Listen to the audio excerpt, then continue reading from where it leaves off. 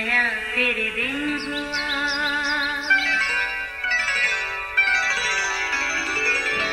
नया फिर दिन हुआ, पुरानी रात का करे सो शुक्र हम खुदा की जात का, खुदा की जात का नया फिर दिन हुआ।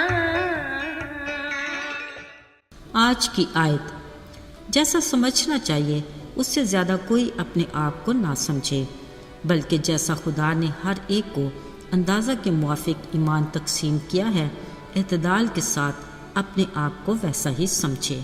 रोमियो 12 बाब 3 आयत। अजीज़ों, कलाम मुक़द्दस में यूँ तहरीर है कि खाली खुदा किसी का तरफदार नहीं, वो अपने सूरज को नेकों और बदों दोनों पर चमकाता है ताकि सब सूरज के फ़ायदों से मुस्तफ़ीद हों। यूं ही उसकी रहमत का अबर रास्तों और नारास्तों दोनों पर बरसता है। ये उसका फजल आम है। पिछले दिनों एक वीडियो देखी, एक जगह बारिश के बरसने पर लोग खूब लुत्फ़ उठा रहे थे, मगर कुछ ही देर के बाद सीन पलट गया। ऐसी ही दूसरी जगह बारिश में लोग डूब और मर रहे थे, घर टूट गए, जानवर बह गए। ऐसे में दुख से निढाल हम तो यही कहेंगे ना कि आए खुदा, ये सब क्या है, ऐसा तज़ाद क्यों? अगर सोचा जाए तो इन हालात में हमारा खुदा से शिकवा नहीं बनता। हाँ, खुदा का हम इंसानों से शिकवा करना ज़रूर बनता है। असल में तज़ाद तो हम इंसानों की फितरत में है। ये बात तो अटल है कि जब भी इंसान ने कुदरत से इनहराफ किया, हमेशा नुकसान उठाया, वरना कुदरत तो सब पर यकसां मेहरबान रही। ये बड़ा छोटा, ऊंच नीच, मैं कहाँ और तू कौन, ये सब इंसानी जहन की इख्तरा है जो हमारी मनफी सोच की अक्कासी करता है।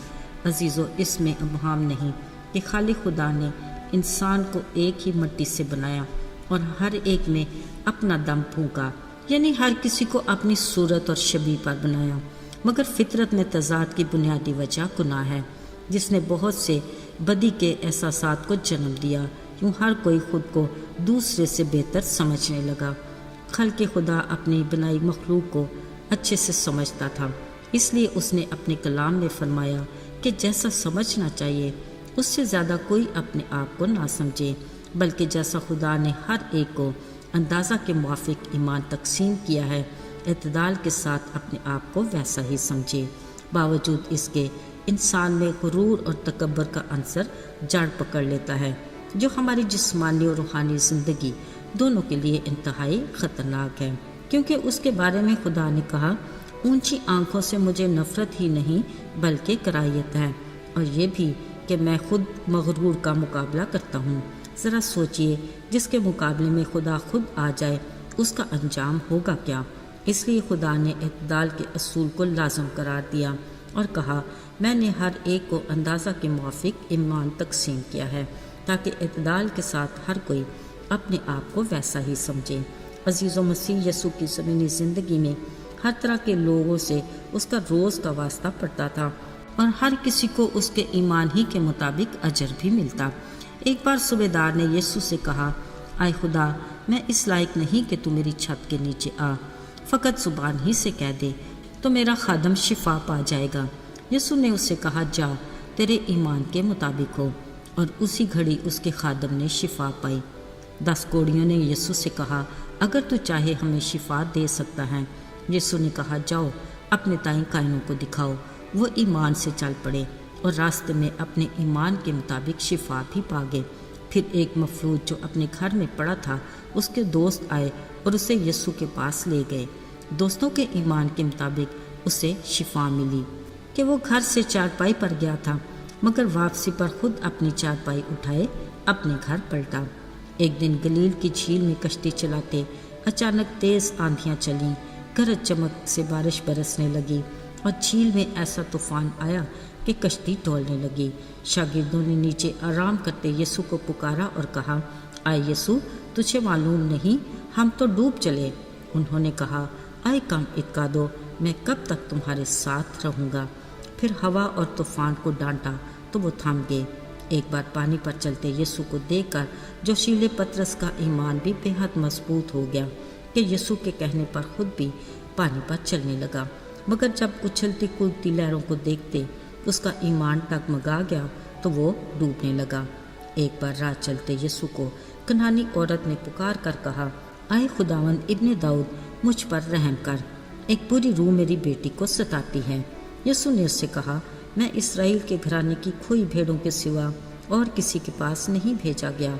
मैं लड़कों की रोटी कुत्तों को नहीं डाल सकता। अजीजों, कनानी औरत ने कहा, कुत्ते भी उन टुकड़ों में से ही खाते हैं जो मालिकों की मेज से गिरते हैं। यीशु ने जवाब में कहा, आए औरत, तेरा ईमान बहुत बड़ा है, जैसा तू चाहती है तेरे लिए वैसा ही हो। याद रहे, खुदा के कलाम के मुताबिक उसी घड़ी उसकी बेटी ने शिफा पाई। मेरे अजीजों, वो औरत 14 बरस से एक खतरनाक बीमारी का शिकार थी।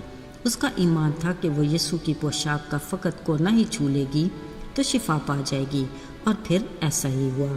भीड़ में चलते जैसे ही उसने यीशु की पोशाक को छुआ, उसी पल वो शिफा पा गई। उसी वक़्त यीशु ने मुड़ कर कहा, किसने मुझे छुआ, क्योंकि मुझसे कुव्वत निकली। जब वो डरती कांपती औरत यीशु के सामने आई, उन्होंने कहा, बेटी, तेरे ईमान ने तुझे अच्छा किया। मेरे अजीज़ों, ज़रा गौर तलब बात तो ये है कि हर एक ने अपने अपने ईमान के मुताबिक शिफा पाई।